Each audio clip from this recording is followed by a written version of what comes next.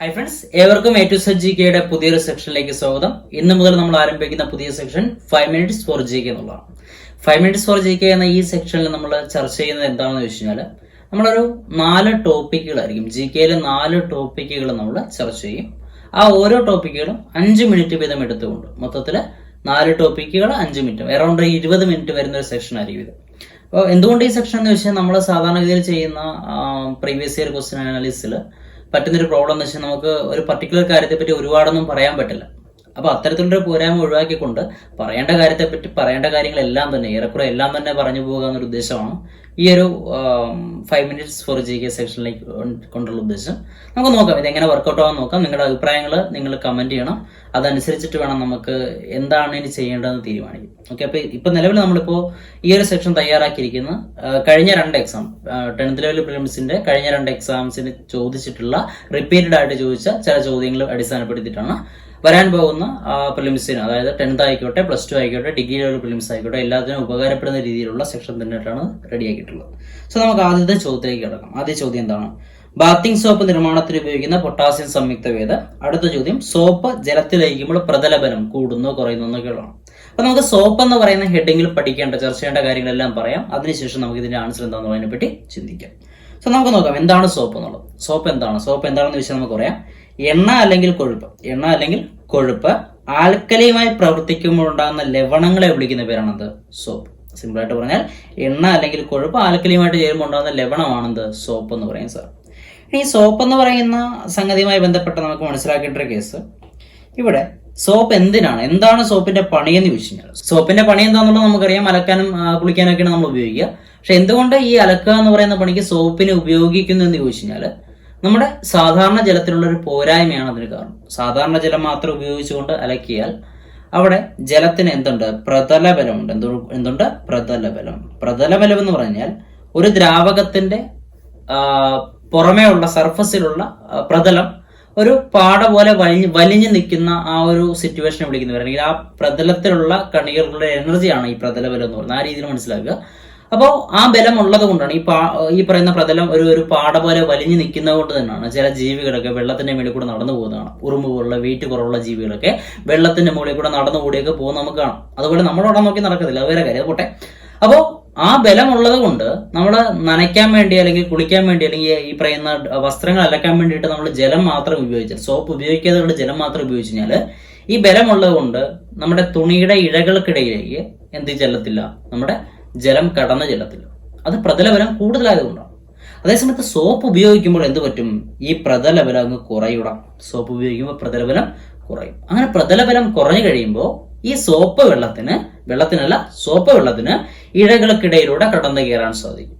അതാണ് സോപ്പിന്റെ ഫംഗ്ഷൻ എന്ന് പറയുന്നത്. അപ്പൊ സോപ്പിന്റെ ഫംഗ്ഷൻ എന്ന് പറഞ്ഞാൽ ജലത്തിന്റെ പ്രതലബലം കുറയ്ക്കുക. അങ്ങനെ സർഫസിനെ വെറ്റാക്കാൻ, നനയ്ക്കാൻ ആര് ഹെൽപ്പ് ചെയ്യുന്നുണ്ട്? സോപ്പ് ഹെൽപ്പ് ചെയ്യുന്നുണ്ട്. അതാണ് സോപ്പിന്റെ പണി. അപ്പൊ ഇനി നമ്മൾ പറഞ്ഞു ഈ സോപ്പ് എന്ന് പറയുന്നത് എണ്ണ അല്ലെങ്കിൽ ആൽക്കലി ചേർത്തുണ്ടാകുന്ന ലവണമാണെന്ന് നമ്മൾ പറഞ്ഞു. ഇതില് ഈ ആൽക്കലി എന്ന് പറയുന്ന സാധനം നമ്മൾ 2 തരം ആൽക്കലികളെ ഉപയോഗിക്കാറുണ്ട്. ഏതൊക്കെയാന്ന് വെച്ച് കഴിഞ്ഞാൽ ഒന്ന് പഠിക്കുക, ഒന്ന് പൊട്ടാസ്യം ഹൈഡ്രോക്സൈഡ്, മറ്റൊന്ന് സോഡിയം ഹൈഡ്രോക്സൈഡ്. സോപ്പ് നിർമ്മാണത്തിന് നമ്മൾ ഉപയോഗിക്കുന്നത് പൊട്ടാസ്യം ഹൈഡ്രോക്സൈഡ് എന്ന് പറയുന്ന ആൽക്കലിയാണെങ്കിൽ അത് നമ്മൾ പൊതുവെ ടോയ്ലറ്റ് സോപ്പുകളിലായിരിക്കും ഉപയോഗിക്കുക. ടോയ്ലറ്റ് സോപ്പ് തന്നെയാണ് എന്ത്, നമ്മുടെ ബാത്തിങ് സോപ്പ് എന്ന് പറയുന്ന സാധനം. കുളി സോപ്പ് എന്നറിയപ്പെടുന്നത് തന്നെ ടോയ്ലറ്റ് സോപ്പ് എന്നറിയപ്പെടുന്ന പൊട്ടാസ്യം ഹൈഡ്രോക്സൈഡ് യൂസ് ചെയ്തിട്ടുള്ള സോപ്പാണ്. അതേസമയത്ത് സോഡിയം ഹൈഡ്രോക്സൈഡ് എന്ന ആൽക്കലിയാണ് ഉപയോഗിക്കുന്നതെങ്കിൽ അതെന്തായിരിക്കും? വാഷിംഗ് സോപ്പ് ആയിരിക്കും. ഇപ്പൊ സോഡിയം ഹൈഡ്രോക്സൈഡ് വാഷിംഗ് ആണ്, സോഡിയം വാഷിംഗ്, പൊട്ടാസ്യം ബാത്തിങ്. ഇത് നമുക്ക് ചോദിച്ചൊരു ചോദ്യമാണ്. ഈ 2 ചോദ്യങ്ങൾ തൊട്ട് മുമ്പ് പറഞ്ഞ പ്രതലബലവുമായി ബന്ധപ്പെട്ട ചോദ്യവും ഇത് നമുക്ക് ആൾറെഡി ചോദിച്ചതാണ്. അപ്പൊ നമുക്കിനി അടുത്ത സോപ്പ് നിർമ്മാണവുമായി ബന്ധപ്പെട്ട് പഠിക്കേണ്ട അടുത്ത പോയിന്റുകളിലേക്ക് കിടക്കാം.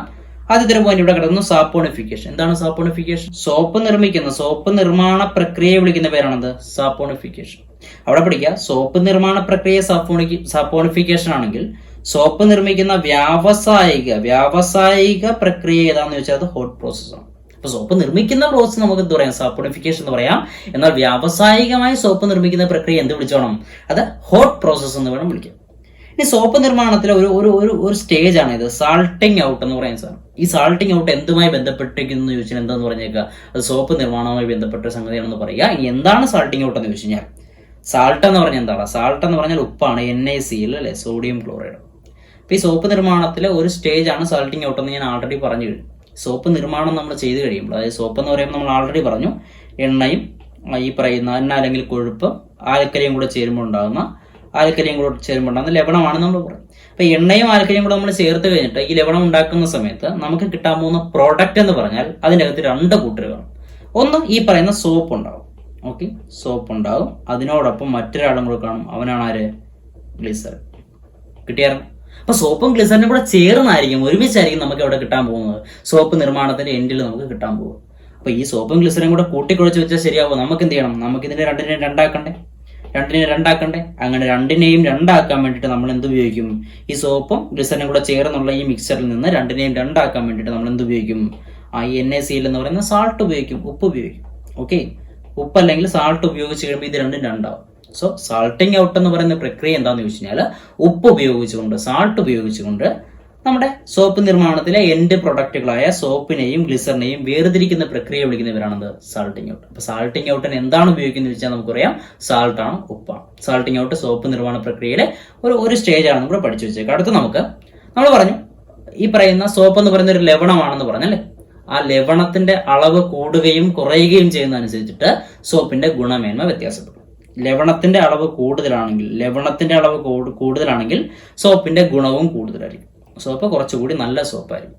അങ്ങനെ ലവണത്തിന്റെ അളവിനനുസരിച്ചിട്ട് നമ്മൾ സോപ്പിനെ first grade, second grade, third grade എന്ന് തരംതിരിച്ചിട്ടുണ്ട്. അപ്പൊ ലവണത്തിന്റെ അളവിനെ നമ്മൾ വിളിക്കുന്ന പേരാണത് TFM എന്ന് വിളിക്കും. TFM എന്ന് വെച്ചാൽ ടോട്ടൽ ഫാറ്റി മാറ്റർ എന്ന് വിളിക്കുക. Total fatty matter. അപ്പൊ ഈ ടോട്ടൽ ഫാറ്റി മാറ്ററിന്റെ അളവനുസരിച്ചിട്ട് first grade, second grade, third grade എന്ന് തിരിച്ചിട്ടുണ്ട്. അതിൽ ഗ്രേഡ് 1 സോപ്പ് ആണെങ്കിൽ അതിന് 76% അതിൽ കൂടുതലോ ആയിരിക്കും എന്ത്? നമ്മുടെ ടോട്ടൽ ഫാറ്റി മാറ്റർ, TFM എന്ന് പറയുന്നത്. അതേസമയത്ത് ഗ്രേഡ് 2 ആണെങ്കിൽ അത് നമ്മുടെ 70% കേട്ടോ, 70% അതിന് മുകളിലായിരിക്കും. ഗ്രേഡ് 3 ആണെങ്കിൽ 60% അതിന് മുകളിലായിരിക്കും. അപ്പോൾ 76 മുകളിൽ 100 വരെ, 76 മുകളിൽ 100 വരെ എന്താണെങ്കിലും നമുക്ക് എന്ത് വിളിക്കാം? അത് ഗ്രേഡ് 1 ആണെന്ന് വിളിക്കാം. എന്നാൽ 76 താഴത്തും 70 മുകളിലും ഈ ഒരു റേഞ്ച് വന്നു കഴിഞ്ഞാൽ അത് ഗ്രേഡ് 2 ആയിരിക്കും. എന്നാൽ 60 70 ഇടക്കാണെങ്കിൽ ഇത് ആരായിരിക്കും? ഗ്രേഡ് 3 സോപ്പ് ആയിരിക്കും എന്ന് പഠിച്ചു വെച്ചേക്കുക. അപ്പൊ കൂട്ടത്തിൽ ഏറ്റവും ഗുണമേന്മ കൂടിയ സോപ്പ് ഏതാണെന്ന് വെച്ചാൽ ഏതായിരിക്കും? ഈ 76% ഗ്രേഡ് 1 സോപ്പ് തന്നെ ആയിരിക്കും. ഇനി നമുക്ക് ഈ പറയുന്ന സോപ്പ് എന്ന് പറയുന്ന സാധനം എല്ലാത്തരം ജലത്തിലും നമുക്ക് യൂസ് ചെയ്യാൻ പറ്റത്തില്ല. ചില പ്രത്യേക സാഹചര്യങ്ങൾ, അതായത് കഠിന ജലമാണ് നമുക്കുള്ളത്, അല്ലെങ്കിൽ കഠിന ജലം എന്താണെന്ന് ഞാൻ സെപ്പറേറ്റ് വീഡിയോ ചെയ്തിട്ടുണ്ട്. കാണാത്തവരൊന്ന് കയറി കണ്ടേക്കണം, ഇമ്പോർട്ടന്റ് ആണ്. അപ്പൊ കഠിന ജലത്തിൽ എന്ത് പതയത്തില്ല, സോപ്പ് വർക്ക് ചെയ്യത്തില്ല. അപ്പൊ നമ്മൾ അവിടെ ഉപയോഗിക്കുന്ന സാധനമാണെന്ത്? ഡിറ്റർജന്റ്. ഈ ഡിറ്റർജന്റ് എന്താണെന്ന് ചോദിച്ചു കഴിഞ്ഞാൽ ഡിറ്റർജന്റിന് ഒരു ഡെഫിനിഷൻ കൊടുക്കുകയാണെങ്കിൽ നമുക്ക് പറയാം അത് സൾഫോണിക് ആസിഡിന്റെ ലവണങ്ങളാണ്. എന്താണ്? സൾഫോണിക് ആസിഡിന്റെ ലവണങ്ങളെ വിളിക്കുന്ന പേരാണെന്ത്? സൾഫോണിക് ആസിഡിന്റെ ലവണങ്ങളെ നമുക്ക് എന്ത് വിളിക്കാം? ഡിറ്റർജന്റ് എന്ന് വിളിക്കാം. അപ്പൊ അത്രയാണ് ഡിറ്റർജന്റിനെ പറ്റി നമുക്ക് കൂടുതൽ നമ്മുടെ തൽക്കാലം നമുക്ക് അത്രയും മാത്രം മതിയാവുമെന്ന് വിശ്വസിക്കുകയാണ്. ഇനി നമുക്ക് സോപ്പുമായി ബന്ധപ്പെട്ടതിന് 1-2 പോയിന്റുകൾ വേറെ പറയാനുണ്ട്. അതായത് പല ടൈപ്പ് സോപ്പുകളുണ്ടല്ലോ. പല ടൈപ്പ് സോപ്പ് എന്ന് പറയാൻ നേരത്തെ ഒന്ന് നമ്മുടെ ബേബി സോപ്പ് എന്ന് പറയുന്ന സാധനം. ഈ ബേബി സോപ്പുമായി ബന്ധപ്പെട്ട് ബേബി സോപ്പ് നിർമ്മാണത്തിന് നമ്മൾ ഉപയോഗിക്കുന്നത് ഓയിൽ. നമ്മൾ പറഞ്ഞു എണ്ണയും ആൽക്കലിയും ചേർന്നിട്ടാണ് സോപ്പ് എന്ന് പറഞ്ഞു. അതിലുപയോഗിക്കുന്ന ഓയിൽ അല്ലെങ്കിൽ എണ്ണ ഏതാണെന്ന് ചോദിച്ചാൽ അത് ഒലീവ് ഓയിലാണ്. അപ്പൊ ബേബി സോപ്പ് നിർമ്മാണത്തിന് നമ്മൾ എന്ത് ഉപയോഗിക്കും? ഒലീവ് ഓയിൽ ഉപയോഗിക്കാറുണ്ട്. അതുപോലെ തന്നെ സുതാര്യ സോപ്പിന്റെ നിർമ്മാണത്തിന് നമ്മൾ ഗ്ലിസറോളും ആവണക്കെണ്ണയും ഉപയോഗിക്കാറുണ്ട്. ഓക്കെ, സുതാര്യ സോപ്പിന്റെ നിർമ്മാണത്തിന് എന്ത് ഉപയോഗിക്കാറുണ്ട്? ഗ്ലിസറോളും ആവണക്കെണ്ണ. ഇവിടെ നമ്മൾ നേരത്തെ സോപ്പിന്റെ നിർമ്മാണവുമായി ബന്ധപ്പെട്ട് നമ്മുടെ സാൾട്ടിങ് ഔട്ട് പറഞ്ഞില്ലേ? ഈ സാൾട്ടിങ് ഔട്ടിൽ ഞാൻ പറഞ്ഞിരുന്നു ഗ്ലിസറിൻ എന്ന് പറയുന്ന സാധനം സോപ്പ് നിർമ്മാണത്തിന്റെ എൻഡിൽ സോപ്പിനോടൊപ്പം കാണുമെന്ന് പറഞ്ഞിരുന്നു. ഈ ഗ്ലിസറിന് നമ്മൾ മറ്റു പല കാര്യങ്ങൾക്കും ഉപയോഗിക്കാറുണ്ട്. സോപ്പ് നിർമ്മാണത്തിലെ ഒരു ബൈ പ്രൊഡക്റ്റ് എന്താണെന്ന് വെച്ചാൽ നമുക്ക് എന്ത് പറയാം? ഗ്ലിസറിൻ ആണെന്ന് പറയാം കേട്ടോ. സോപ്പ് നിർമ്മാണത്തിന്റെ പ്രൊഡക്റ്റ് എന്ത് തന്നെ? സോപ്പ് തന്നെ. ബൈ പ്രൊഡക്റ്റ് ഏതാണെന്ന് വെച്ചാൽ ഇത് പറഞ്ഞേക്കണം, ഗ്ലിസറിൻ പറഞ്ഞേക്കണം കേട്ടോ. ഇവിടെ നമ്മൾ പറഞ്ഞ ഗ്ലിസറോളാണ്. ഗ്ലിസറോളാണ് ഇവിടെ പറഞ്ഞത്. ഗ്ലിസറോളും ആവണക്കെണ്ണയും ചേർത്തിട്ടാണ് നമ്മൾ എന്തുണ്ടാക്കുക? സുതാര്യ സോപ്പ് ഉണ്ടാക്കുക. ബേബി സോപ്പിൽ നമ്മൾ എന്ത് ഉപയോഗിക്കാറുണ്ട്? ഒലീവ് ഓയിൽ ഉപയോഗിക്കാറുണ്ട്. ദെൻ ഒരെണ്ണം കൂടെ ഓർത്ത് വെച്ചേക്കാം, ഈ കൂട്ടത്തിൽ തന്നെ പഠിച്ചു വെക്കുന്ന മറ്റൊരു പോയിന്റ് ആണ് നമ്മുടെ ഹാൻഡ് വാഷ് അല്ലെങ്കിൽ നമ്മുടെ എന്താ പറയാ ഹാൻഡ് വാഷ് അല്ലെങ്കിൽ എന്താ പറയാ നമ്മുടെ ലിക്വിഡ് സോപ്പ് എന്ന് പറയാം. ലിക്വിഡ് സോപ്പിൽ നമ്മൾ ഉപയോഗിക്കുന്നത് വെളിച്ചെണ്ണയാണ്. ഓക്കെ, വെളിച്ചെണ്ണയും നമ്മൾ നേരത്തെ പറഞ്ഞ പൊട്ടാസ്യം ഹൈഡ്രോക്സൈഡ് KOH എന്ന് പറയുന്ന പൊട്ടാസ്യം ഹൈഡ്രോക്സൈഡ് ആണ് ഇവിടെ ഉപയോഗിക്കുക ലിക്വിഡ് സോപ്പുകൾ അഥവാ ഹാൻഡ് വാഷിലൊക്കെ ഉപയോഗിക്കുന്ന ഓർത്ത് വെച്ച്. അപ്പോൾ അത്രയുമാണ് സോപ്പുമായി ബന്ധപ്പെട്ട് നമുക്ക് പഠിക്കേണ്ട കാര്യങ്ങൾ. ഇനി ഇവിടെ 2 വാക്കുകൾ കിടപ്പുണ്ട്, ആൽഗൽ ബ്ലൂമും യൂട്രോഫിക്കേഷൻ. ഈ 2 വാക്കുകൾ കൂടെ ഒന്ന് മനസ്സിലാക്കി വെച്ചേക്കാം. ആക്ച്വലി ഇത് നമ്മൾ സോപ്പുമായി ബന്ധപ്പെട്ടുള്ള കേസുകളിലല്ല പറയേണ്ടത്. ശരിക്കും പറഞ്ഞാൽ നമ്മുടെ ഈ പറയുന്ന വാട്ടർ പൊല്യൂഷൻ എന്ന് പറഞ്ഞില്ലേ, ജലം പഠിക്കുമ്പോൾ അവിടെ തന്നെ വാട്ടർ പൊല്യൂഷനുമായി ബന്ധപ്പെട്ട് 1-2 കാര്യങ്ങൾ പറയേണ്ട ആ കൂട്ടത്തിൽ പഠിക്കേണ്ടതാണ്. ആൽഗൽ ബ്ലൂം എന്ന് പറഞ്ഞാൽ ജലം മലിനമാകുമ്പോൾ, മലിനം മീൻസ് ഈ പറയുന്ന വ്യാവസായിക ശാലകളിൽ നിന്നുള്ള വേസ്റ്റ് മെറ്റീരിയൽസ്, അല്ലെങ്കിൽ നമ്മുടെ കൃഷിയിടങ്ങളിൽ നിന്നുള്ള വേസ്റ്റ് മെറ്റീരിയൽസ്, ഈവൻ ഈ പറയുന്ന വാഷിങ്ങിന്റെ ഒക്കെ വേസ്റ്റ് ഒക്കെ ചെന്ന് കഴിയുമ്പോൾ ഈ ജലത്തിലുള്ള ആൽഗകൾ വളരെ കൂടുതലായിട്ടുണ്ടാകും. അതായത് വെള്ളം നമുക്ക് നല്ല പച്ച കളറിൽ കിടക്കുന്നതാണ്. നമ്മൾ കാണുമ്പോൾ വിചാരിക്കും വളരെ എന്താ പറയാ, ജീവജാലങ്ങൾക്ക് വളരാൻ പറ്റിയൊരു സാഹചര്യമായിട്ട് നമുക്ക് തോന്നും. കാര്യം പച്ചപ്പ് നല്ലപോലെ കാണാൻ നേരത്ത് നമ്മൾ വിചാരിക്കും വളരെ നല്ലൊരു കണ്ടീഷനാണ് ആ വാട്ടർ ബോഡിക്കുള്ളതെന്ന് വിചാരിക്കും. ആ അവസ്ഥ വിളിക്കുന്നവരാണ് ആൽഗൽ ബ്ലൂം എന്ന് പറയും. ആൽഗകളുടെ അളവ് കൂടുന്നു. എന്തുകൊണ്ടാണ്? പൊല്യൂഷന്റെ ഭാഗം തന്നെ. അപ്പൊ ആൽഗകൾ അളവ് കൂടുന്ന പ്രക്രിയയാണെന്ന് വിളിക്കുക, ആൽഗൽ ബ്ലൂം എന്ന് വിളിക്കുക. ഈ ആൽഗൽ ബ്ലൂം ഉണ്ടായി കഴിയുമ്പോൾ അടുത്ത സ്റ്റെപ്പാണ് എന്ത്? യൂട്രോഫിക്കേഷൻ. എന്താണ് യൂട്രോഫിക്കേഷൻ എന്ന് വെച്ച് കഴിഞ്ഞാൽ, ആൽഗൽ ബ്ലൂം ഉണ്ടായി കഴിയുമ്പോൾ ആൽഗകളുടെ എണ്ണം വളരെയധികം കൂടുന്നു. ആൽഗകളുടെ എണ്ണം കൂടി കഴിയുമ്പോൾ ഓട്ടോമാറ്റിക്കലി ഈ ആൽഗകൾ കുറെ കഴിയാൻ നേരത്തെ എന്ത് ചെയ്യും? ഡീകമ്പോസ് ചെയ്യപ്പെടേണ്ടി വരും. ഈ കൂടിയ ആൽഗകളൊക്കെ നശിക്കാൻ നേരത്തെ ഡീകമ്പോസ് ചെയ്യപ്പെടേണ്ടി വരും. അങ്ങനെ ഡീകമ്പോസ് ചെയ്യുന്ന ജീവജാലങ്ങളുണ്ട്, ഈ ബാക്ടീരിയ പോലുള്ള ജീവജാലങ്ങൾ. അവർ ഡീകമ്പോസ് ചെയ്യുന്നതിന് വേണ്ടിയിട്ട്, ഈ നശിച്ച ആൽഗകളെ ഡീകമ്പോസ് ചെയ്യുന്നതിന് വേണ്ടിയിട്ട് ഒരുപാട് ഓക്സിജൻ ഉപയോഗിക്കും. അപ്പൊ ആ വാട്ടർ ബോഡിയിലുള്ള ഓക്സിജൻ, ഒരുപാട് ഓക്സിജൻ ആര് ഉപയോഗിക്കും? ഈ ബാക്ടീരിയകൾ ഉപയോഗിക്കും. അങ്ങനെ ബാക്ടീരിയകൾ ഓക്സിജൻ ഓവറായിട്ട് യൂസ് ചെയ്യുമ്പോൾ മറ്റ് ജീവജാലങ്ങൾക്ക്, ആ ജലത്തിലുള്ള മറ്റ് ജീവജാലങ്ങൾക്ക് ഓക്സിജന്റെ സപ്ലൈ കുറയും. അങ്ങനെ ആ ജീവജാലങ്ങൾ ചത്തു. മത്സ്യങ്ങളൊക്കെ ഒരുപാട് ചത്തു പോകുന്നതിന് കാരണമാകുന്ന ഒരു പ്രതിഭാസമാണെന്ത്? യൂട്രോഫിക്കേഷൻ എന്ന് പറയുന്നത്. ആ 2 വാക്കുകളൊന്ന് മനസ്സിലാക്കിയിട്ടേക്കാം, ചിലപ്പോൾ നമുക്ക് വേണമെങ്കിൽ ചോദിക്കാം. ഓക്കെ, അപ്പൊ നമ്മൾ ആദ്യത്തെ ചോദ്യം കഴിഞ്ഞു. ഇത്തിരി സമയം എടുത്തെന്ന് തോന്നുന്നു ആ ഒരു ചോദ്യം പറയാൻ വേണ്ടി. 5 മിനിറ്റാണ് നമ്മൾ പുതിയ പറഞ്ഞിരുന്നത്. 5 മിനിറ്റ് വെച്ച് ഒരു ചോദ്യം പറയുക, അടുത്ത 5 മിനിറ്റ് അടുത്ത ചോദ്യം. അങ്ങനെ നമ്മൾ ഷെഡ്യൂൾ ചെയ്തിരിക്കുന്നത്. നോക്കാം, നമുക്ക് കാര്യം മനസ്സിലാക്കി പോകാന്നുള്ളതാണ്. 5-10 മിനിറ്റ് എന്നുള്ളതല്ല. അപ്പൊ സെക്ഷനെ പേരിടുമ്പോൾ നമ്മൾ അങ്ങനെയൊക്കെ ഇടും അല്ലേ. പോട്ടെ, എന്തോ ആയിക്കോട്ടെ. അടുത്ത ചോദ്യത്തിലേക്ക് കിടക്കാണ്. 2 ചോദ്യങ്ങൾ നമ്മുടെ കഴിഞ്ഞ പ്രിലിംസിന് ചോദിച്ച, അല്ലെങ്കിൽ അതിന് മുമ്പത്തെ പ്രിലിംസിൽ 2 എക്സാംസിനായിട്ട് ചോദിച്ച 2 ചോദ്യങ്ങളാണ്.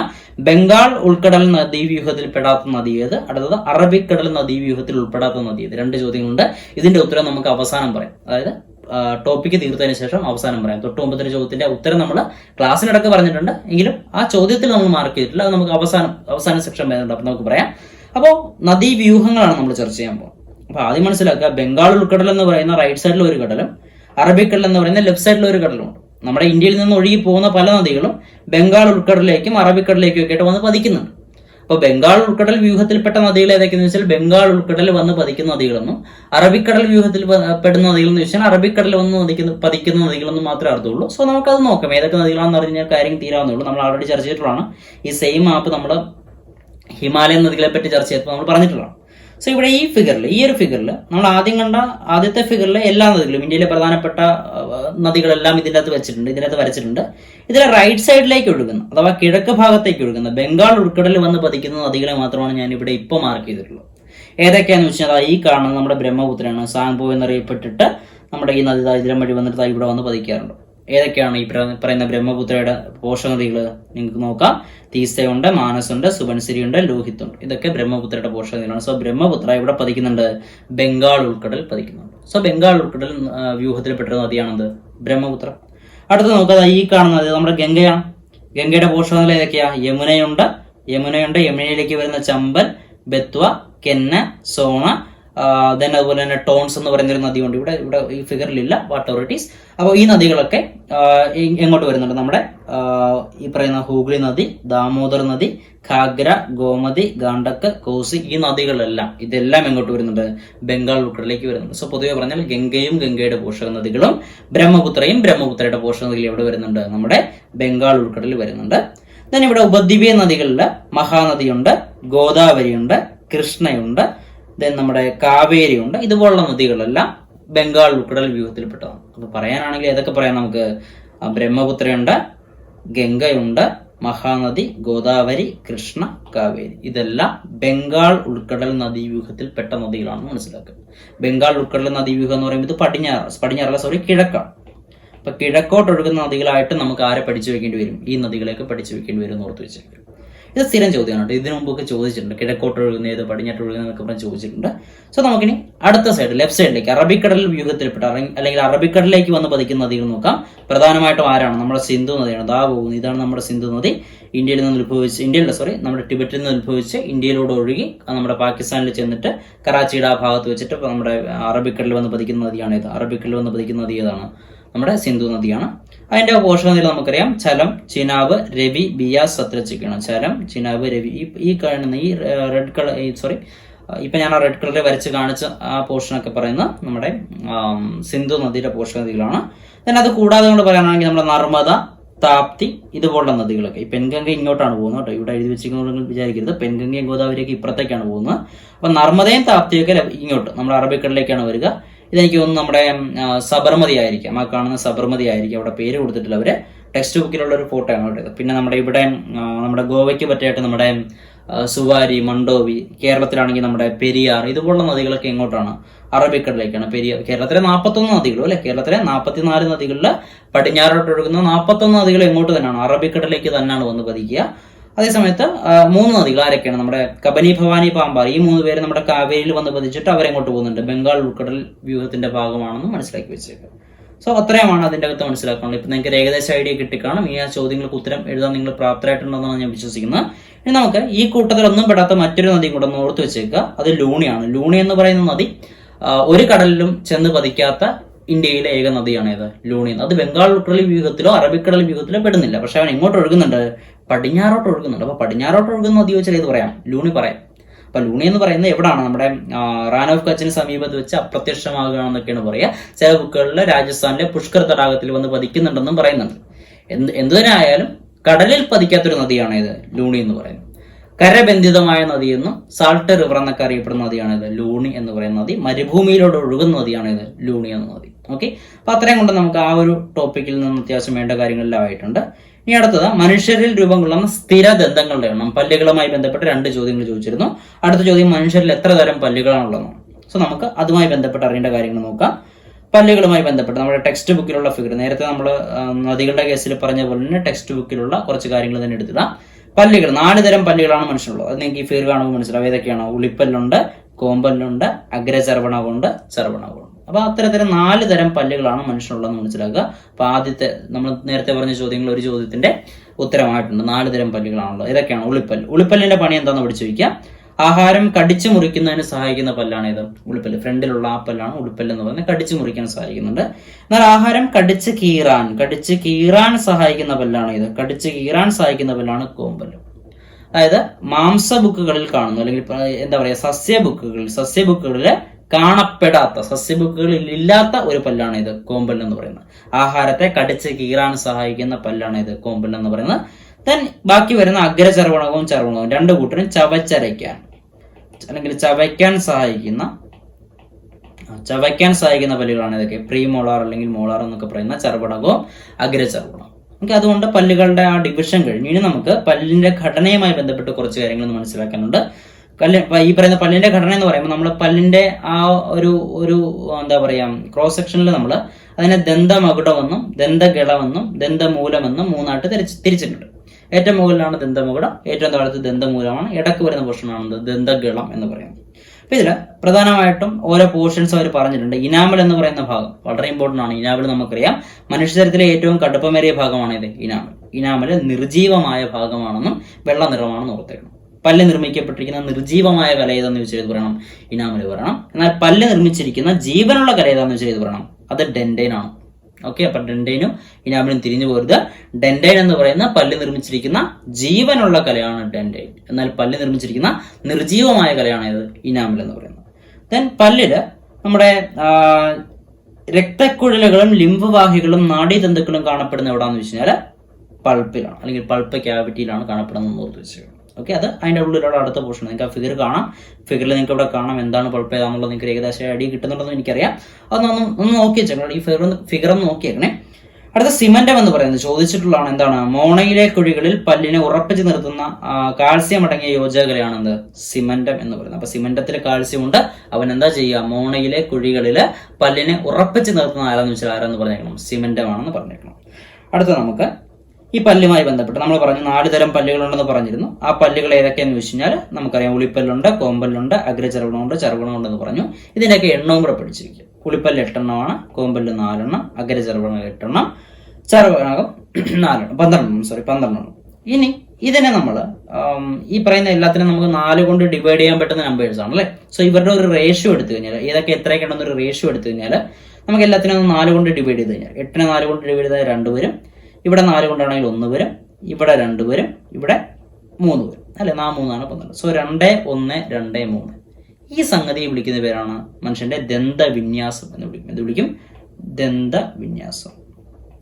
അപ്പൊ മനുഷ്യന്റെ ദന്തവിന്യാസം എന്താണെന്ന് ചോദിച്ചു കഴിഞ്ഞാല് അത് 2 1 2 3 2 1 2 3 ഈ ഒരു കണക്കിലാണ് മുകളിലും താഴത്തും പല്ല് അറേഞ്ച് ചെയ്തിരിക്കുന്നത്.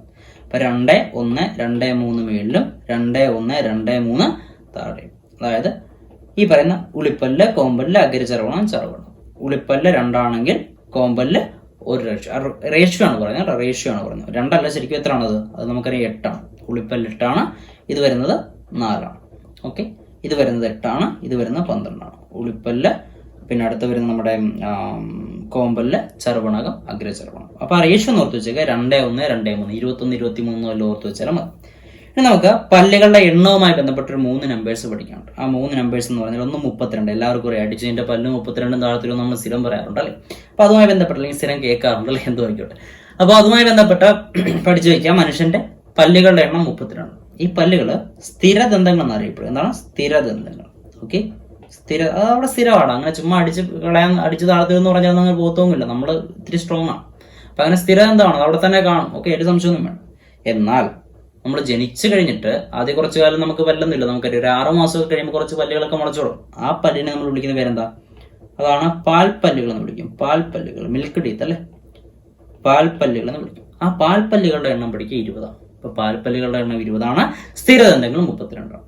ഇനി ഈ പറയുന്ന സ്ഥിരദന്തങ്ങൾ 32 ഉണ്ടെന്നുള്ളതിൽ ഒരു 4 എണ്ണം പ്രായപൂർത്തിയായതിനു ശേഷം അല്ലെങ്കിൽ യൗവനാരംഭത്തിലാണ് ഉണ്ടാകുന്നത്. ആ യൗവനാരംഭത്തിൽ ഉണ്ടാകുന്ന ഈ 4 പല്ലുകളെ നമ്മൾ വിളിക്കുന്ന പേരാണ് വിസ്ഡം ടീത്ത് എന്ന് വിളിക്കും. എന്ത് വിളിക്കും? വിസ്ഡം ടീത്ത് അല്ലെങ്കിൽ വിവേകദന്തങ്ങൾ അല്ലെങ്കിൽ എന്താ വിളിക്കുക, ജ്ഞാനദന്തം എന്നൊക്കെ വിളിക്കാറ്. ഓക്കെ, അതൊന്ന് ഓർത്ത് വെച്ചേക്കാം. അപ്പൊ അത് എത്രയാണ്? 4 എണ്ണമാണെന്നും കൂടി ഓർത്ത് വെച്ചേക്കാം. എന്നാൽ നമുക്ക് നേരെ ഈ പല്ലുമായി ബന്ധപ്പെട്ട 1-2 പോയിന്റുകൾ കൂടി, സെപ്പറേറ്റ് 1-2 പോയിന്റുകൾ കൂടി പറയാനുള്ളത്. ഒന്ന്, പല്ലിന്റെ ആരോഗ്യത്തിന് അല്ലെങ്കിൽ എല്ലിന്റെയും പല്ലിന്റെയും ആരോഗ്യത്തിന് ആവശ്യമായ വൈറ്റമിൻ ഏതെന്ന് വെച്ചാൽ അത് വൈറ്റമിൻ ഡി ആണ്. എല്ലിന്റെയും പല്ലിന്റെയും ആരോഗ്യത്തിന് ആവശ്യമായ വൈറ്റമിൻ ഡി ആണ്. വൈറ്റമിൻ ഡി ഉള്ളത് കൊണ്ട് തന്നെ പല്ലിലേക്ക് നമുക്ക് എന്ത് ആഗിരണം ചെയ്യാൻ സഹായിക്കുന്നുണ്ട്? കാൽസ്യത്തിന്റെ ആഗിരണത്തിന് സഹായിക്കുന്നുണ്ട്. പല്ലിന്റെ ആരോഗ്യത്തിന് ആവശ്യമായ മൂലകം അല്ലെങ്കിൽ പല്ലിൽ ഏറ്റവും കൂടുതലുള്ള ലോഹം ഏതാണെന്ന് ചോദിച്ചാൽ ഇത് പറയാം, കാൽസ്യം ആണെന്ന് പറയാം. ഇനി പല്ലിൽ ധാരാളമായിട്ടുള്ള കാൽസ്യം സംയുക്തം ഏതാണെന്ന് വെച്ചാൽ അത് കാൽസ്യം ഫോസ്ഫേറ്റ് ആണ്. അതുകൊണ്ട് കാൽസ്യം ഫോസ്ഫേറ്റ് പല്ലിൽ ധാരാളമായിട്ടുണ്ട്. ഞാൻ അതുപോലെ തന്നെ പഠിക്കാം. പല്ലിന്റെ ഇനാമലിനെ പറ്റി നമ്മൾ പറഞ്ഞല്ലേ. മനുഷ്യശരീരത്തിലെ ഏറ്റവും കാഠിന്യം കൂടിയ ഭാഗമാണ് ഇത്, ഇനാമൽ എന്ന് പറയുക. എന്നാൽ മനുഷ്യശരീരത്തിലെ ഏറ്റവും കാഠിന്യം കൂടിയ അസ്ഥി ഏതാണ്? അത് നിങ്ങൾക്ക് അറിയാം. അതിന്റെ ആൻസർ നിങ്ങൾ താഴെ കമന്റ് ബോക്സിൽ ഒന്ന് കമന്റ് ചെയ്തേക്കണം കേട്ടോ. അപ്പോ മനുഷ്യശരീരത്തിലെ ഏറ്റവും കാഠിന്യം കൂടിയ ഭാഗമായ ഇനാമലിന്റെ ആരോഗ്യത്തിന് ആവശ്യമായ മൂലകം ഏതാണെന്ന് വെച്ചാൽ അത് ഫ്ലൂറിൻ ആണ്. ആരാണ്? ഫ്ലൂറിൻ. അപ്പൊ അതും കൂടെ ഓർത്ത് വെച്ചേക്കാം. ഇനാമലിന്റെ ആരോഗ്യത്തിന് എന്ത് വേണം? ഫ്ലൂറിൻ വേണം. പല്ലിന്റെ ആരോഗ്യത്തിന് ആവശ്യമായ മൂലകം ഏതാണെന്ന് വെച്ചാൽ ഏതാണ്? അത് കാൽസ്യം. ഓക്കെ, അപ്പൊ ഇനി ഇവിടെ മറ്റൊരു കാര്യം പഠിക്കുക. നിങ്ങൾ ഈ കാൽസ്യം ഫ്ലൂറൈഡ് എന്ന് ഓർത്ത് വെച്ചേക്കുക. കാൽസ്യം ഫ്ലൂറൈഡ് എന്ന് പറയുന്ന സാധനം, കാൽസ്യം ഫ്ലൂറൈഡ് എന്ന് പറയുന്ന സാധനം ചോദിക്കാറുണ്ട്. എവിടെ ഉണ്ട്? നമ്മുടെ ടൂത്ത് പേസ്റ്റ് ഇല്ലേ, ടൂത്ത് പേസ്റ്റുകളിൽ ഉപയോഗിക്കുന്ന ഒരു കാൽസ്യം സംയുക്തമാണത് കാൽസ്യം ഫ്ലൂറൈഡ് എന്ന് പറയുന്നത്. ദെൻ ഇവിടെ മറ്റൊരാളെ പഠിക്കുക. അത് ഡെന്റൽ അമാൽഗം എന്ന് പറയുന്ന സാധനം. എന്താണ് ഡെന്റൽ അമാൽഗം? ഈ ഡെന്റൽ അമാൽഗം എന്ന് പറയുന്ന സംഗതി എന്താണെന്ന് ചോദിച്ചാൽ മനസ്സിലാക്കുക. നമ്മുടെ പല്ലിലുണ്ടാകുന്ന കേടുകൾ അല്ലെങ്കിൽ പോടുകളൊക്കെ അടക്കാൻ വേണ്ടിയിട്ട്, ഹോളുകളൊക്കെ അടക്കാൻ വേണ്ടിയിട്ട് ഉപയോഗിക്കുന്ന ഒരു സംഗതിയാണ് ഡെന്റൽ അമാൽഗം എന്ന് പറയുന്നത്. ഇത്രയും ക്ലിയർ ആണെന്ന് വിചാരിക്കുന്നു. നമുക്ക് നേരെ അടുത്ത ചോദ്യത്തിലേക്ക് പോകാം. അടുത്ത എന്താണ്? മദ്യം ബാധിക്കുന്ന തലച്ചോറിലെ ഭാഗം, ശരീരത്തിന്റെ തുലാംശം നിയന്ത്രിക്കുന്ന ആര്, പേശി പ്രവർത്തനങ്ങളെ ഏകോപിപ്പിക്കുന്ന ആര്, അനൈച്ഛിക പ്രവർത്തനങ്ങൾ നിയന്ത്രിക്കുന്നത്. കഴിഞ്ഞ 2 എക്സാമിൽ ചോദിച്ച 4 ചോദ്യങ്ങളാണ്. ഓപ്ഷൻ ഇതൊക്കെ തന്നെ ആയിരുന്നു. അങ്ങോട്ടും ഇങ്ങോട്ടും ചെറിയ വ്യത്യാസമൊക്കെ ഉണ്ട്. എന്തായാലും നമുക്ക് ഇതുമായി ബന്ധപ്പെട്ട് പഠിക്കേണ്ട കാര്യങ്ങൾ, ടെക്സ്റ്റ് ബുക്കിലുള്ള കാര്യങ്ങൾ ജസ്റ്റ് ഒന്ന് ഓടിച്ചെന്ന് പറഞ്ഞു പോവാം. അപ്പൊ നമ്മുടെ എന്താ പറയുക, സെറിബ്രം എന്ന് പറയുന്ന ഹെഡിങ്ങിൽ നമ്മൾ പഠിക്കാറുള്ള ആൾക്കാർ സെറിബ്രം ഉണ്ട്, സെറിബെല്ലം ഉണ്ട്, മെഡുല്ല ഒബ്ലോങ്കേറ്റ ഉണ്ട്, തലാമസ് ഉണ്ട്, ഹൈപ്പോതലാമസ് ഉണ്ട്. 5 പേരാണ് പഠിക്കുക. ആ 5 പേരെ നമുക്കൊന്ന് ഓടിച്ചെന്ന് പറഞ്ഞു പോകാം. ടെക്സ്റ്റ് ബുക്കിലുള്ള കാര്യങ്ങൾ അതേപടി എടുത്തിട്ടുണ്ട്, നമുക്ക് നോക്കാം. ആദ്യം സെറിബ്രം. സെറിബ്രത്തിന്റെ പണി എന്താണെന്ന് നമുക്ക് ആദ്യം നോക്കാം. ചിന്ത, ബുദ്ധി, ഓർമ്മ, ഭാവന, ഇതൊക്കെ നമുക്ക് കൈകാര്യം ചെയ്യാൻ സഹായിക്കുന്നവരാണ് സെറിബ്രമാണ്. ഇന്ദ്രിയ അനുഭവങ്ങൾ ഉണ്ടാക്കുന്നതും സെറിബ്രമാണ്. നമുക്ക് കാഴ്ചയും കേൾവിയൊക്കെ നമുക്ക് ഫീൽ ചെയ്യുന്നവരാണ് സെറിബ്രമാണ്. ഐച്ഛിക ചലനങ്ങളെ നിയന്ത്രിക്കുന്നു. നമ്മുടെ ഇഷ്ടത്തോടു കൂടി നമ്മൾ ചെയ്യുന്ന പ്രവർത്തനങ്ങൾക്ക് നിയന്ത്രിക്കുന്ന ആരാണ്? അത് സെറിബ്രം തന്നെയാണ്. ദെൻ പഠിക്കാം, മസ്തിഷ്കത്തിന്റെ ഏറ്റവും വലിയ ഭാഗം ആരാന്ന് ചോദിച്ചാലും സെറിബ്രമാണ്. ദെൻ പറഞ്ഞിരിക്കുന്ന ധാരാളം ചുളിവുകളും മടക്കുകളും ഒക്കെ കാണപ്പെടുന്നുണ്ട്.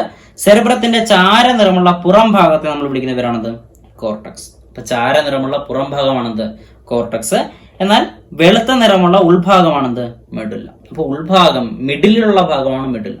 ഉൾഭാഗമാണ് മെഡുല്ല, പുറം ഭാഗമാണത് കോർട്ടക്സ്. ഈ മെഡുല്ല എന്ന് പറയുന്നത്, മിഡിലുള്ള മെഡുല്ല എന്ന് പറയുന്ന സാധനം നമുക്കറിയാം. ഏതൊരു വസ്തു നമ്മൾ ഒരു കവറിട്ട് പൊതിഞ്ഞു കഴിഞ്ഞാൽ അഴുക്കുള്ളതെല്ലാം പുറത്തായിരിക്കുമല്ലോ വരുന്നു. അഴുക്ക് പിടിക്കുന്ന ഭാഗമെല്ലാം കറുത്ത അല്ലെങ്കിൽ ഇരുണ്ട നിറത്തിൽ അല്ലെങ്കിൽ ചാര നിറത്തിൽ കാണും. ഉള്ളിലുള്ളത് നല്ല വൃത്തിക്കായിരിക്കും, അത് നല്ല വൈറ്റ് നിറത്തിൽ കാണും. അങ്ങനെ ആലോചിച്ചാൽ മതി. മിഡിലുള്ള മെഡുല്ല അഴുക്കില്ലാതെ വെളുത്തിരിക്കുന്നു, പുറം ഭാഗമായ കോർട്ടക്സ് അഴുക്ക് പിടിച്ചിരിക്കുന്നു, ചാര നിറത്തിലിരിക്കുന്നു. അങ്ങനെ ഓർത്താൽ മതി, നിങ്ങൾക്ക് ഇത് കിട്ടിക്കോളും. അപ്പൊ അത്രയും കാര്യങ്ങളാണ് സെറിബ്രത്തിൽ നിന്നും നമുക്ക് പ്രധാനമായിട്ടും പഠിക്കാനുള്ളത്. ഇനി അവിടെ തന്നെ ഞാൻ ഒരു പോയിന്റ് എന്ന് പറഞ്ഞേക്കട്ടെ. നമ്മളോട് ഒരാളൊരു ചോദ്യം ചോദിച്ചതുമാണ് ഇതിനു മുമ്പ്, കമന്റിലൂടെ ചോദിച്ചോ മറ്റോ ആണ്. അപ്പൊ ചോദ്യം ഇതായിരുന്നു, നമ്മുടെ റിഫ്ലക്സ് ആക്ഷൻ എന്ന് പറയുന്ന സംഗതിയാണ്. ഞാൻ ഇപ്പഴത്തേക്ക് മാറ്റി എഴുതാം. റിഫ്ലക്സ് പ്രവർത്തനങ്ങളെ നിയന്ത്രിക്കുന്ന ആരാണ്? അത് സുഷുമ്നയാണ്. സംശയമൊന്നും വേണ്ട, സുഷുമ്നയാണ് റിഫ്ലക്സ് പ്രവർത്തനങ്ങളെ നിയന്ത്രിക്കുക. എന്നാൽ കണ്ണുമായി ബന്ധപ്പെട്ട റിഫ്ലക്സ് റിഫ്ലക്സ് എന്ന് വെച്ചാൽ പെട്ടെന്നുണ്ടാകുന്ന റിയാക്ഷനുകളാണ് നമ്മൾ റിഫ്ലക്സ് എന്ന് വിളിക്കുക. അപ്പോൾ കണ്ണുമായി ബന്ധപ്പെട്ട റിഫ്ലക്സ് എന്ന് പറയുമ്പോൾ, ഇപ്പോൾ ഫോർ എക്സാമ്പിൾ ഞാനൊരു വണ്ടി ഓടിച്ച് പോകുമ്പോൾ ഓപ്പോസിറ്റ് വരുന്ന വണ്ടി ഹൈ ബീം ഇട്ട് വരികയാണ്, എന്റെ കണ്ണിലേക്ക് അവന്റെ ലൈറ്റ് പെട്ടെന്ന് അടിക്കുകയാണ് വിചാരിക്കും. അപ്പൊ ഞാൻ പെട്ടെന്ന് കണ്ണടയ്ക്കും അല്ലേ, അതെന്റെ റിഫ്ലക്സ് ആണ്. പ്രകാശം കൂടുതലായിട്ട് വരുമ്പോൾ ഞാൻ എന്റെ ശരീരം ഉണ്ടാക്കുന്ന ഒരു റിഫ്ലക്സ് ആണ്. അപ്പോൾ ആ റിഫ്ലക്സ് കൈകാര്യം ചെയ്യുന്ന ആരാന്ന് വെച്ചാൽ ആരല്ല, അത് സുഷുമ്നയല്ല, പകരം സെറിബ്രം തന്നെയാണ്. അപ്പൊ കണ്ണുമായി ബന്ധപ്പെട്ട റിഫ്ലക്സ് അല്ലെങ്കിൽ ഈ ഒരു ഇൻസ്റ്റന്റ് അതേപടി തന്നെ പഠിക്കുക. കാരണം ടെക്സ്റ്റ് ബുക്കിൽ അതും പറഞ്ഞിട്ടുണ്ട്, അതൊരു സെന്റൻസ് ആയിട്ട് പറഞ്ഞിട്ടുണ്ട്.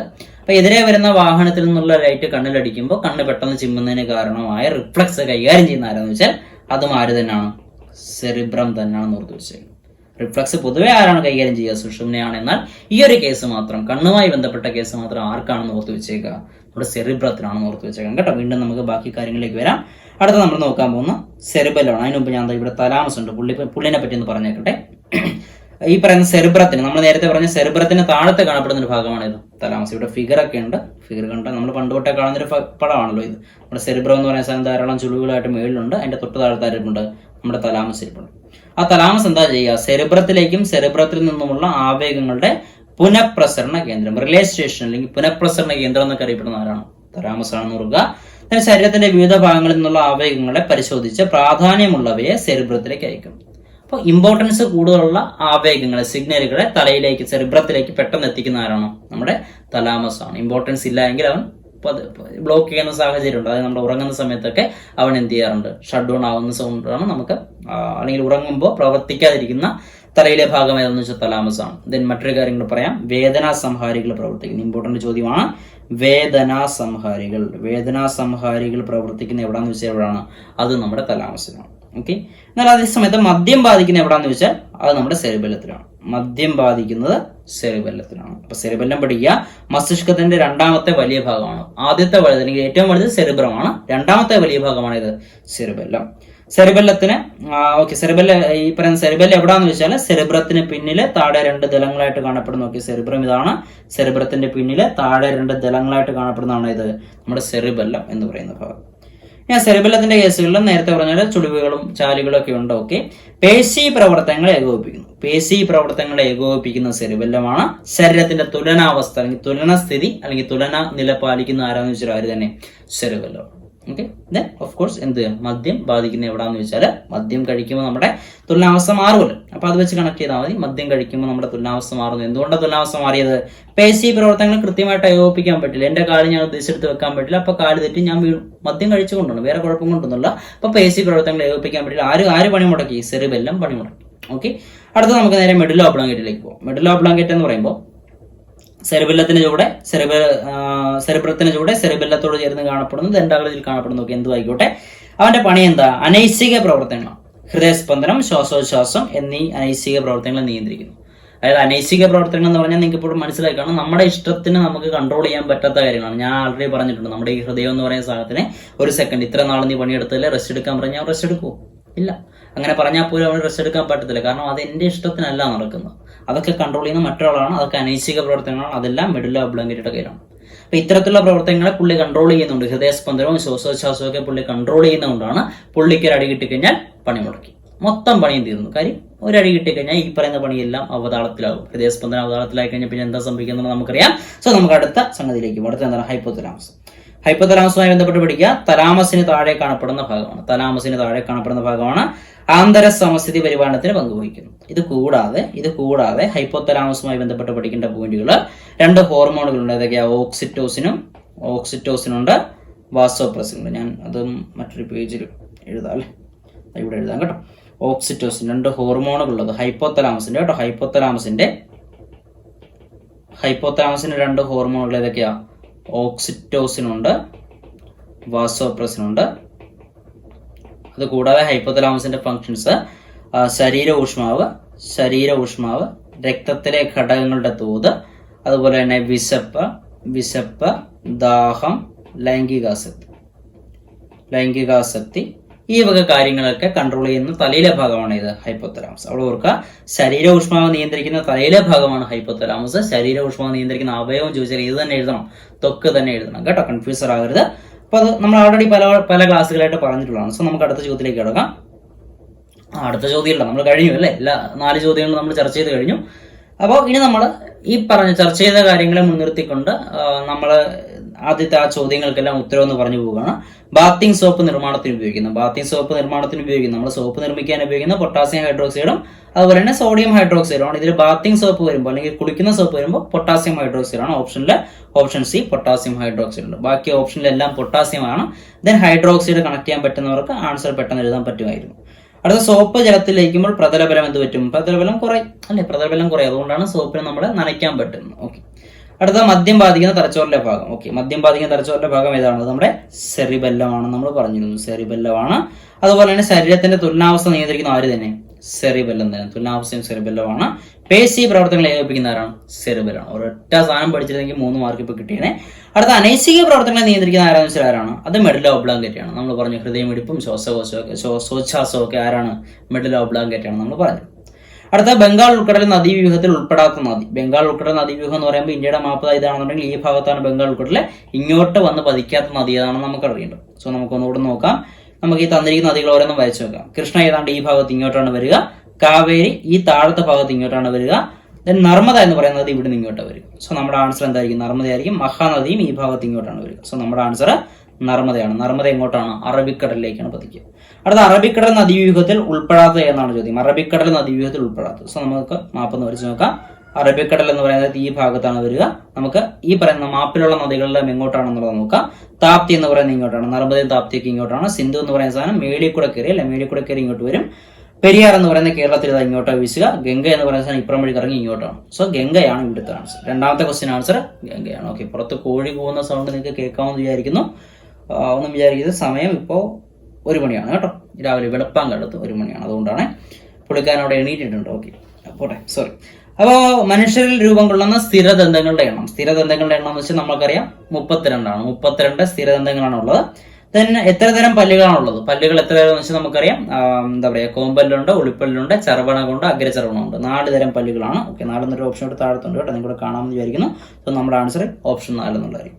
അപ്പോൾ അത്രയുമാണ് ഇന്നത്തെ ക്ലാസ് ചർച്ച ചെയ്യാനുള്ളത്. ഇന്നത്തെ ക്ലാസ് ഞാൻ ഉദ്ദേശിച്ചതിനേക്കാൾ കുറച്ചുകൂടി ലെങ്തി ആയി പോയെന്നൊരു സംശയമുണ്ട്. എന്തോ ആയിക്കോട്ടെ, നമുക്ക് എന്തായാലും ലെങ്ത് വിഷയമല്ല. പറയാനുള്ള കാര്യങ്ങൾ കംപ്ലീറ്റ് പറയാന്നുള്ളതാണ് ഉദ്ദേശം. ഈ ഒരു ടോപ്പിക്ക് ഇനി എടുക്കേണ്ടി വരരുത് എന്നുള്ളതാണ് എൻ്റെ ആഗ്രഹം. കാരണം കംപ്ലീറ്റ് കാര്യങ്ങൾ പറഞ്ഞു പോകാൻ സാധിച്ചു കഴിഞ്ഞാൽ അത്രയും നല്ലതാണ്. ഞാൻ ഇത്തരത്തിൽ ഈ സെക്ഷൻ പ്ലാൻ ചെയ്യാൻ കാരണം എന്താണെന്ന് ഇവിടുന്ന് പറഞ്ഞേക്കാം. നമ്മൾ ഈ കഴിഞ്ഞ ദിവസം നവോത്ഥാനമൊക്കെ ചെയ്ത സമയത്ത് ഒരു ചോദ്യം, വൈകുണ്ഠസ്വാമികളുമായി ബന്ധപ്പെട്ട ഏതൊരു ചോദ്യം വന്നപ്പോൾ ഞാൻ അവിടെ പറഞ്ഞിരുന്നു വൈകുണ്ഠസ്വാമിയെ പറ്റി ഒരുപാട് കാര്യങ്ങൾ നമുക്ക് ചർച്ച ചെയ്യാനുണ്ട്, സോ അങ്ങനെയാണ് ഇങ്ങനെയാണെന്നൊക്കെ പറഞ്ഞിരുന്നു. അപ്പോൾ വൈകുണ്ഠസ്വാമിയെ ബന്ധപ്പെട്ട് കുറച്ച് പോയിന്റുകളോട് പറയുകയും ചെയ്തു. പക്ഷെ എന്റെ കയ്യിലുള്ള നോട്ടിന്റെ തൊട്ടടുത്ത പേജ് അല്ലെങ്കിൽ തൊട്ടടുത്ത ലാസ്റ്റത്തെ പോയിന്റോട് ഞാൻ എഴുതിയിരുന്നത് നേരത്തെ നമ്മുടെ പ്രിലിംസ് എക്സാമിന് ചോദിച്ചൊരു ചോദ്യമാണ്, നമ്മുടെ ചാട് വലിക്കുന്ന സംഭവം. പക്ഷെ അതും കൂടെ പറഞ്ഞിരുന്നുവെങ്കിൽ നിങ്ങൾക്ക് ആ മാർക്ക് കിട്ടിയേനെ. അത് പറയാൻ പറ്റായിരുന്ന എന്താണ്, നമ്മൾ അത്രയും ചോദ്യങ്ങൾ ഒരുമിച്ചിട്ട് വർക്കൗട്ട് ചെയ്യുന്നതുകൊണ്ടാണ് വളരെ പെട്ടെന്ന് 1-2 പോയിന്റ് വീതം പറഞ്ഞു പോയത് കൊണ്ടാണ് നമുക്ക് എല്ലാ പോയിന്റുകളും കവർ ചെയ്യാൻ പറ്റാതെ പോയി. സോ അതുകൊണ്ട് ഇത്തരത്തിലുള്ള സെക്ഷൻ, മറ്റേ സെക്ഷൻ ഉണ്ടാകത്തില്ലെന്നല്ല, previous year question analysis topic wise ഉണ്ടാകും. അത് തീർച്ചയായിട്ടും ഒരു കണ്ടിന്യൂഷൻ അവിടെ കാണും. ഒരു റിവിഷൻ പോലെ നിങ്ങൾക്ക് ഹെൽപ്ഫുൾ ആകും. അതേസമയത്ത് ഈ സെക്ഷനും ഇത്തരത്തിലുള്ള സെക്ഷനുകൾ കൂടി കുറച്ചുകൂടി ആക്റ്റീവായിട്ട് കൊണ്ടുവരാനാണ് ഞാൻ ആഗ്രഹിക്കുന്നത്, പ്ലാൻ ചെയ്യുന്നത്. നിങ്ങളുടെ അഭിപ്രായം കിട്ടിയതിന് ശേഷം എനിക്ക് കണ്ടിന്യൂ ചെയ്യാം. അപ്പൊ നിങ്ങളുടെ അഭിപ്രായം, ഈ സെക്ഷനെ പറ്റി നിങ്ങളുടെ അഭിപ്രായം എന്താണെന്നുള്ളത് പറയാം. മറ്റേ സെക്ഷനുകൾ പഴയ പോലെയൊക്കെ തന്നെ ഉണ്ടാവും. അപ്പൊ നിങ്ങളുടെ അഭിപ്രായം കൂടെ ഒന്ന് കിട്ടിയതിന് ശേഷം വേണം എനിക്ക് അടുത്ത വീഡിയോ പ്ലാൻ ചെയ്യാം. അപ്പൊ നമുക്ക് എന്തായാലും വീണ്ടും കാണാം. വീണ്ടും കാണുന്നവരെ സബ്സ്ക്രൈബ് ചെയ്യണം കേട്ടോ. ഞാൻ പറയാൻ മറന്നുപോയി. അപ്പൊ എല്ലാം പറഞ്ഞു, എല്ലാവർക്കും ഒന്ന് ഷെയർ ചെയ്ത് കൊടുക്കുക. നമുക്ക് വീണ്ടും കാണുന്നവരെ ഗുഡ് ബൈ.